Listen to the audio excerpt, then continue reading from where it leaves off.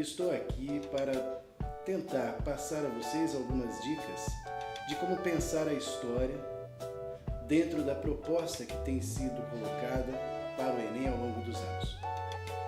Primeiro, nós devemos pensar a história na sua sincronia e diacronia, ou seja, os fatos acontecendo ao mesmo tempo, em diferentes lugares e sendo também sucedidos ao longo da história. Em outros termos, devemos pensar que os fatos que acontecem na Europa no século XVIII têm sua relação direta com aqueles que ocorrerão na América Latina a partir do final do século XVIII e início do século XIX. Coloco em destaque aqui, com relação a este ponto, os processos de emancipação da América Latina, que tem íntima relação com o desenvolvimento do Iluminismo na França, com a Revolução Francesa de 1789, bem como a independência dos Estados Unidos. Como vocês podem perceber, pensar a história na sua sincronia é reconhecer que os fatos não acontecem isoladamente, que existe uma história total, uma história globalizante, que se interrelaciona, interage e se influencia mutuamente.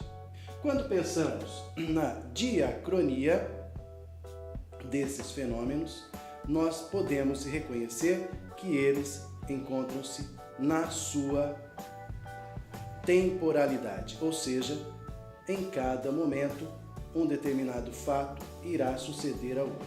Pensem a história dessa maneira. Uma segunda dica é o que tem se tornado tendência nos últimos Enems e principalmente em alguns vestibulares das estaduais.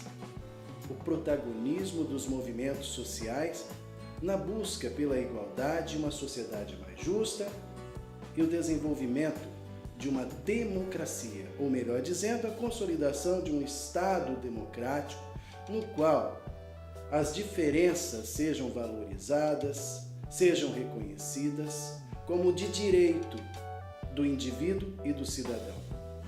Nesse sentido, vale a pena voltar um pouco no tempo e identificar que em diferentes momentos da história foram os movimentos sociais, primeiro surgidos sob a forma de revoltas, turbas e rebeliões, que conseguiram mudar os rumos da história.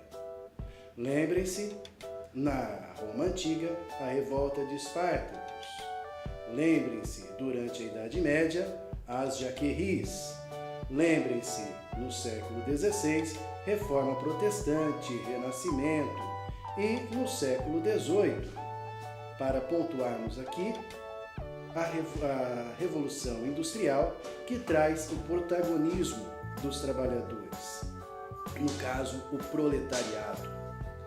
E terceiro ponto, a política e poder.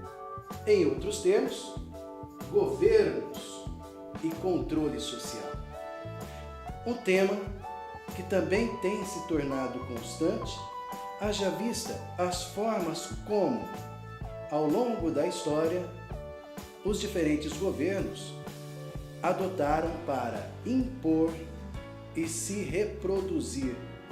Em outros termos, censura, propaganda positiva, bem como a desconstrução da oposição como formas, como maneiras, instrumentos e mecanismos para reproduzir uma estrutura de poder, seja de um grupo que controla o Estado, seja por meio de um indivíduo, no caso os estados totalitários. Fica aí a dica, obrigado, um grande abraço e bom vestibular, bom Enem e sucesso na vida acadêmica de cada um.